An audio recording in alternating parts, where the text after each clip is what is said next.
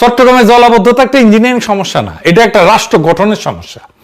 প্রত্যেক বছর নতুন নতুন এলাকায় পানি উঠতেছে। সমস্যাটা প্রেডিক্টেবল, সবাই জানে এটা ঘটবে, ঘটতে পারে, কিন্তু রাষ্ট্রের প্রস্তুতি কি?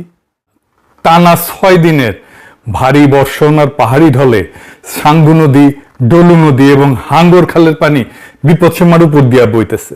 বাঁধ, ডিঙা, লোকালয়ে ঢুকছে পানি। অন্তত 15টা উপজেলায় 4.5 লাখ মানুষ পানিবন্দী। সবচেয়ে বিপর্যস্ত হয়েছে সাতকানিয়া।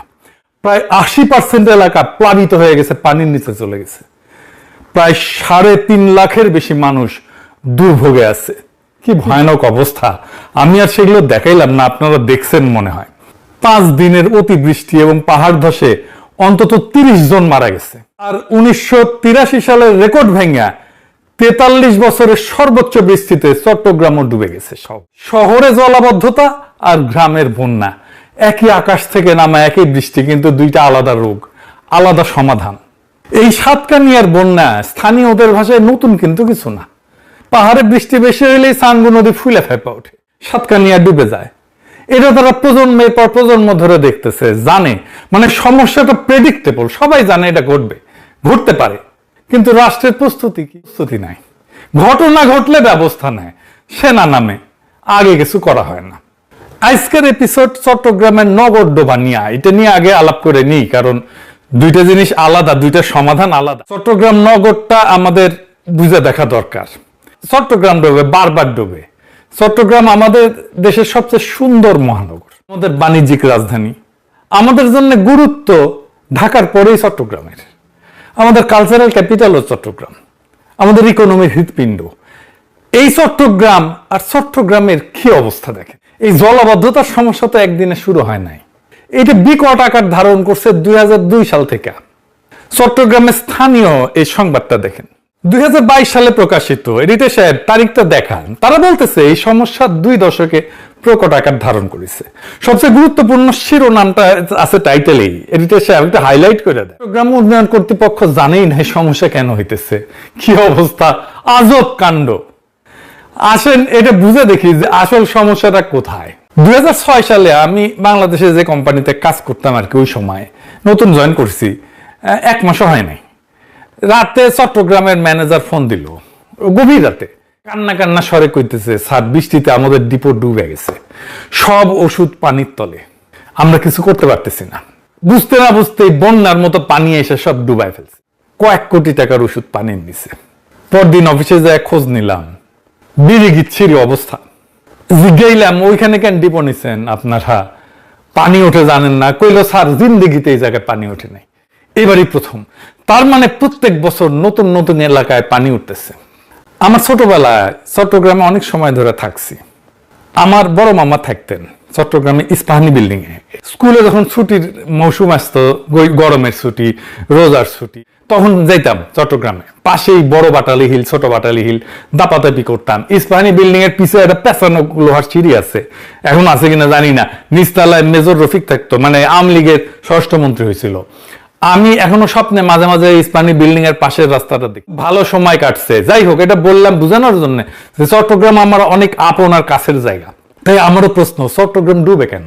কেন বারে বারে চট্টগ্রামের নতুন নতুন এলাকা ডুবতেছে? অনেকে বলে খাল ভরাট, দখল, ময়লা, বৃষ্টি বেশি। ঠিক আছে, সব সত্য, কিন্তু এই উত্তরগুলা একটা জিনিস লুকায় রাখে। এগুলো লক্ষণ, রোগ না। কারণ এই একই শহরে 10,500 কোটি টাকা ঢালা হয়েছে গত 10 বছরে। খাল খোঁড়া হয়েছে, গেট বসানো হয়েছে, বিদেশি কনসালটেন্ট আসছে, মাস্টার প্ল্যান হয়েছে, কাম হয়েছে লবডঙ্কা। এরপরে 1 পশলা বৃষ্টি হয়, মুরাদপুর বেঁচে যায়। তাহলে সমস্যাটা তো টাকার না, বুদ্ধিরও না। এত ইঞ্জিনিয়ার, এত পরিকল্পনাবিদ আছে, তাহলে সমস্যাটা কি? সমস্যা সমাধান করতে পারে না কেন? চট্টগ্রাম ডুবে কারণ রাষ্ট্র নিজেই শহরটাকে ভালো করে দেখতে পায় না। আর যেটুকু দেখে সেটা এক হাতে ধরতে পারে না, দায়িত্ব নিতে পারে না। এই কথাটার মানে কি, এটা একটু বুঝতেছি। আজকে এটা পুরো এপিসোড এটা নিয়ে আলোচনা করব। চট্টগ্রামের জলাবদ্ধতা আর ঢাকার জলাবদ্ধতা এক জিনিস না। ঢাকার সমস্যা মূলত ড্রেনেজের, পানি নামে না, ড্রেন বন্ধ। চট্টগ্রামের সমস্যা জল বিজ্ঞানের, হাইড্রোলজির। এই দুইটা পুরো আলাদা। চট্টগ্রাম বসে আছে 3টে শক্তির টানাপোড়েনের মাঝখানে। উপরে পাহাড়, বৃষ্টি হইলে পানি নামায়, সাথে নামায় বালি মাটি যেটা খাল ভরাট করে ফেলে, নিচে কর্ণফুলিয়ার সাগর, জোয়ারের সময় পানি উল্টা শহরে ঢুকায় দেয়, আর মাঝখানে শহর যেটা দুই চাপের মধ্যে স্যান্ডউইচ হয়েছে। এই জন্য চট্টগ্রামে শুধু খাল খুললে হবে না, জোয়ারের সময় খালের মুখ বন্ধ রাখা, ভাটার সময় খোলা, এই কাজটা করার জন্য লাগে স্লুইস গেট, টাইডাল রেগুলেটর। প্রকৃতি শহরকে এমন একটা বিশেষত্ব দিছে যেখানে টাইমিংই সব, কখন পানি ছাড়বেন, কখন আটকাবেন, আপনাকে খেলতে হবে প্রকৃতির সাথে। নেদারল্যান্ডের অর্ধেক দেশ সমুদ্রের নিচে, ঠিক আছে না দেশটা এই টাইডাল ম্যানেজমেন্ট দিয়ায়, তাইলে ওরা পারে, আমরা পারি না কেন? এইখানে প্রকৃতির খেলা আর রাষ্ট্রের কারিশমা। রাষ্ট্র পারে না, ওরা পারে, ওদের রাষ্ট্র পারে, আমাদের রাষ্ট্র পারে না। কেন পারে না? একটা জিনিস রাষ্ট্রের খাতায় স্পষ্ট করে লেখা না থাকলে কে মালিক, সীমানা কই, দায় কার, রাষ্ট্র সেই জিনিসটার উপর হাত রাখতেই পারে না। চট্টগ্রামের 57টা খাল ঠিক এই ঝাপসা এলাকার মধ্যে পড়ে আর কি, হালকার উপরে ঝাপসা হয়ে গেছে। এটা খালের এক অংশ সিডিএ কাজ করে, চট্টগ্রাম উন্নয়ন কর্তৃপক্ষ, আর এক অংশে সিটি কর্পোরেশন কাজ করে। পানি প্রবাহের দায় আবার পানি উন্নয়ন বোর্ডের, আর নালার সংযোগ ওয়াসার। 4টা জায়গা, এক খাল 4 মালিক। আগে একটা সিনেমা ছিল এক ফুল দো মালি, আর এই এক খাল তার মালিক 4টা, মানে আসলে কোনো মালিক নাই তো। আর যেখানে মালিকানাই ঝাপসা সেখানে দুইটা জিনিস অনিবার্যভাবে ঘটবে। এক নম্বর হইতেছে দখলদার ঢুকবে, কারণ দখলদার জানে যে খালের এই অংশটা কারো না, সে জানে তাকে থামানোর দায়িত্ব 4 জনের, মানে আসলে কারো না। চাকতাই খালের এক অংশ সিডিএর, আর এক অংশ সিটি কর্পোরেশনের। পানি প্রবাহের দায় হইতেছে পানি উন্নয়ন বোর্ডের। দখলদার এটা জানে, সে জানে এই জায়গাটা দখল করলে তাকে থামানোর দায়িত্ব একজনের না, 3-4 জনের। দায়িত্ব একাধিক, সেখানে বাস্তবে দায়িত্ব আসলে কারো না। প্রত্যেকে ভাবে ওইটা তো অন্য সংস্থার এলাকা, ফলে দখলদার নির্ভয়ে বসে যায়, কারণ তাকে উচ্ছেদ করার মতো স্পষ্ট মালিকানা কারো নাই, শক্তি নাই, ক্ষমতা নাই। এটা মালিকানা ঝাপসা রাখার সরাসরি ফসল। খালটা যেহেতু স্পষ্ট করে কারো না, তাই সেটা সবার হাতেই বেহাত, কারো হাতেই আর নাই।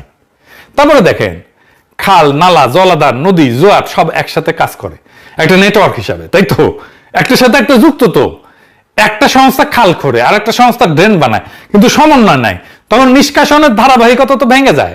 লক্ষ্য করেন, পানি তো সংস্থা চেনে না, ও তো পানি উন্নয়ন বোর্ড চেনে না, সিডিএ চেনে না, মেয়র চেনে না, পানি সংস্থা চেনে না, পানি ঢাল চেনে।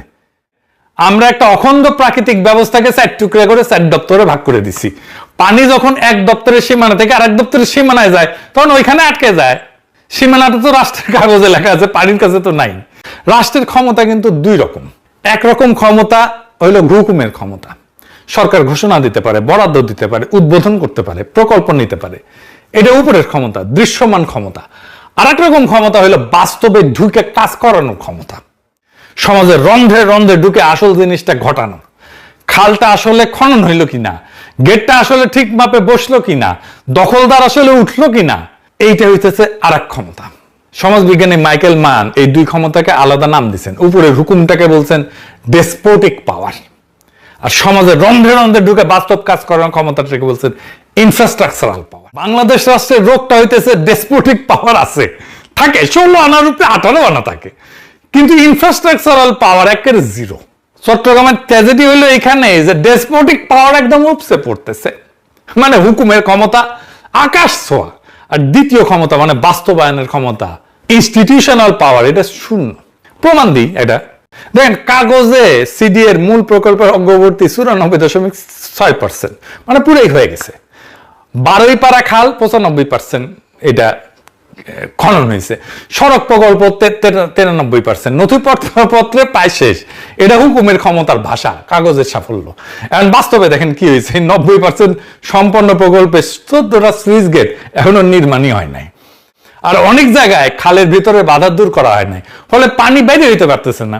এটা বুঝেন যে শেষ যে 10% আছে, 10%, ওটাই তো কাজের মুখটা। গেট যদি না থাকে, খালের বাকি 90% খাল খনন করে লাভতে কি বলেন তো? গলা টিপে দেখলে শরীর যতই সুস্থ হোক না কেন, শ্বাসটা আটকে যাবে, তাই না? আরো নির্মম প্রমাণ দেয়, ইঞ্জিনিয়াররা গেট বানানোর সময় সতর্ক করছিল যে ক্যাচমেন্ট এরিয়া, মানে যে পরিমাণে জায়গা থেকে পানি সে সংগ্রহ করে এই জায়গায় আনবে, সেই পানির সাথে এটা গেটটা, এই পানির তুলনায় গেটটা সরু হয়ে গেছে, এটা চওড়া করতে হবে। শোনা হয় নাই। বেরোতে পারবে না তো, উল্টা চওড়া খালকে গেটের মুখে যে শুরু করে ফেলা হয়েছে। হুকুমের ক্ষমতা গেট বসেছে, কিন্তু বাস্তবে কাজ করানোর ক্ষমতা, যেটা ইঞ্জিনিয়ারের পরামর্শ গেট চওড়া করা, এটা মানেই হয় না, শোনেই নাই। একটা খালের নিষ্কাশন ক্ষমতা তো একটা যৌথ সম্পদ, তাই না? এটা এমন একটা জিনিস যেটা থাকলে সবাই সুবিধা পায়, আপনি আমি দখলদার সবাই সুবিধা পায়, কিন্তু শহর সুখ না থাকলে সবারই লাভ।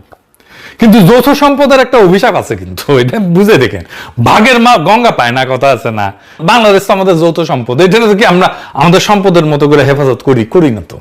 যেহেতু সুবিধাটা সবার, যেহেতু রক্ষা করার দায় সবার, আর সবার দায় মানে কার্যত আসলে কারোই দায় না। কিভাবে কাজ করে এটা? খালে ময়লা ফেললে আপনার আমার ব্যক্তিগত ক্ষতি সামান্য, তাই না? এক ব্যাগ ময়লাই তো, তাই না? কিন্তু ভালো নাগরিকের মতো ব্যবহার করলে আপনার বা আমার ব্যক্তিগত লাভ কি খুব বেশি? সামান্য। আপনি এক নালা পরিষ্কার রাখলে শহর শুকাবে না, তাই প্রত্যেকের কাছে ব্যক্তিগতভাবে ময়লা ফেলাটাই যুক্তিসঙ্গত। কিন্তু এটা চমৎকার বিষয়। দেখেন ময়লা না ফেললে আমার ব্যক্তিগত লাভ খুব সামান্য, ময়লা ফেললে আমার ব্যক্তিগত ক্ষতিও খুব সামান্য। তাই যুক্তি কি? আমি ময়লা ফেলবো। সবাই যুক্তিসঙ্গতভাবে আচরণ করে, রেশনাল আচরণ করে, আর সমষ্টিগতভাবে সবকিছু মরে যায়, খাল বন্ধ হয়ে যায়, ড্রেনেজ বন্ধ হয়। দখলদারও ঠিক একই অঙ্ক খেলে। খাল দখল করলে লাভটা তার একাত্ম, জমি, দোকান ভাড়া, কিন্তু ক্ষতিটা অনেকের মাঝখানে ছড়ানো, গোটা শহরের উপরে সামান্য করে আপনার আমার উপরে এটা পড়বে, তাই না? কিন্তু ব্যক্তিগত লাভ কেন্দ্রীভূত, একার, সামষ্টিক ক্ষতি বিতরণকৃত। এই অসমতাই দখলকে যুক্তিসঙ্গত করে তোলে। খুব খারাপ লাগলো শুনে, কিন্তু এটাই আসলে কাজ করে, এটাই দখলের পক্ষে সবচেয়ে শক্তিশালী যুক্তি। আর ঠিক এই একই অভিশাপ সংস্থাগুলোর মধ্যেও কাজ করে। স্যার, সংস্থা প্রত্যেকের নিজের অংশটুকু করলেই তার কাজ শেষ, পুরা শহর সুখ এলো কিনা সে দায় কার? সবার মানে তো আবার কারো না, মানে কারোই না। সিডিএ বলবে খাল তো খুঁড়িছি আমি, সিটি কর্পোরেশন বলবে নালা তো পরিষ্কার করেছি আমি, পানি উন্নয়ন বোর্ড বলবে গেট আমার এলাকায় ঠিক আছে। তো প্রত্যেকে সৎ তার কাজের ব্যাপারে, কেউ ব্যর্থ না, প্রত্যেকে সফল, তবু শহর ডুবে যায়। এটাই যৌথ সম্পদের ট্র্যাজেডি, যেখানে সবাই আলাদাভাবে ঠিক, সেখানে সম্মিলিতভাবে সবাই ভুল। সমস্যার একটাই সমাধান আছে, সমাধান সম্ভব, কিন্তু একটাই সমাধান। কি সেটা? এটা হইতেছে বিশ্বাসযোগ্য একক কেন্দ্রীয় নেতৃত্ব, যার হাতে থাকবে নিয়ম বানানোর ক্ষমতা, নিয়ম ভাঙলে শাস্তি দেওয়ার ক্ষমতা, আর সবচেয়ে জরুরি একক দায়িত্ব নেবে সে, যেখানে ব্যর্থ হইলে জবাব একজনকে দিতে হবে, চারজন না। প্রথমে বলছিলাম না যে রাষ্ট্র ঝাপসা জিনিস শাসন করতে পারে না, তাই প্রথম কাজ খালকে রাষ্ট্রের চোখে স্পষ্ট করা, প্রত্যেকটা খাল নালার একক নিঃসন্দেহ মালিকানা নিশ্চিত করতে হবে, কার সীমানা, দখলটা কার, কাগজে না মাঠে, এটা চিহ্নিত করতে হবে। ইনস্টিটিউশনাল পাওয়ার গড়ে তোলার কাজটা ঠিকভাবে হয়েছে কিনা সেটা নিশ্চিত করতে হবে। তাই বাকি হয়েছে 14টা গেট, যেটা হয়নি তৈরি, ওটা শেষ করতে হবে।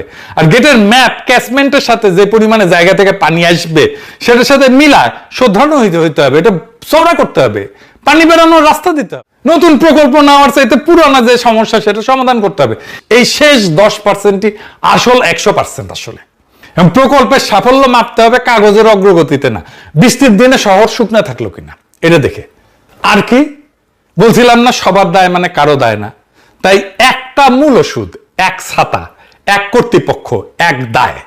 এপ্রিল 2006-এ 19 সদস্যের সমন্বয় কমিটি হয়েছে, 34 ইঞ্জিনিয়ারিং ব্রিগেড সহ। কমিটি আর কর্তৃপক্ষ কি এক জিনিস বলেন তো?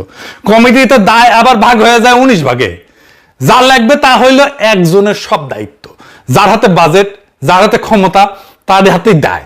তিনটা একই সাথে। শহর ডুবলে জবাবটা তাকে দিতে হবে, একাই দিতে হবে। চট্টগ্রামে জলাবদ্ধতা একটা ইঞ্জিনিয়ারিং সমস্যা না, এটা একটা রাষ্ট্র গঠনের সমস্যা। এখানে নিছক পানি না, পানি হইল একটা আয়না, যেখানে বাংলাদেশ রাষ্ট্রের চেহারাটা ধরা পড়ে। যে রাষ্ট্র ঘোষণা দিতে পারে কিন্তু কার্যকর করতে পারে না, বরাদ্দ দিতে পারে কিন্তু সমন্বয় করতে পারে না, দেখতে পারে একটা অংশ কিন্তু ধরতে পারে না গোটাটা। চট্টগ্রামে জলাবদ্ধতা ঠিক করা সম্ভব। এখন প্রশ্ন করতে পারেন কয়দিনে ঠিক হবে? এই প্রশ্নটাকে জিজ্ঞেস করেন, রাষ্ট্রকে কোনোদিন শহরটা ড্রেনেজ ম্যানেজমেন্ট একক কর্তৃপক্ষের হাতে দিতে রাজি হবে? যেদিন একজন দায়িত্ব নেবে, বাজেট, ক্ষমতার দায় তিনটা যখন এক হাতে, সেদিন থেকে 2 থেকে 3 বছর এই সমস্যার সমাধান হয়ে যাবে একবারে, পুরাপুরি। তার আগে না, 200 বছরেও না। আপনি যত হাজার কোটি টাকা ঢালেন না কেন, লাখ কোটি টাকা ঢালেন না কেন, হবে না এটা। চট্টগ্রামবাসী আওয়াজ তোলেন, এক ড্রেনেজ কর্তৃপক্ষের হাতে চট্টগ্রামের জলাবদ্ধতার সমস্যার সমাধানের দায়িত্ব দিতে হবে। তাহলেই চট্টগ্রামবাসী এই জলাবদ্ধতার সমস্যা থেকে মুক্তি পাবে। ইনকিলাব জিন্দাবাদ।